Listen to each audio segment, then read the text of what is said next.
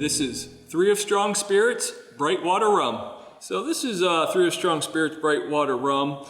It's made from a base of a combination of organic sugarcane products of organic granulated sugar and fancy molasses. We ferment that with a wine yeast at a cooler temperature that helps highlight some of those floral fruity notes.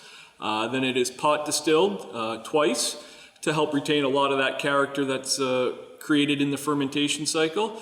And it's a nice robust silver rum that has a lot of character, but it really does mix well with a lot of your typical cocktails. Now our pot distilled Brightwater rum, you get notes of some nice floral, some fruity notes in there, little hints of dark chocolate and baker's cocoa, a nice rich mouthfeel. Kind of goes from a sweetness without being sweet of marshmallow, kind of evolves into a kind of a chocolate covered cherry of sorts, and finishes smooth with a nice kind of lingering citrus spark.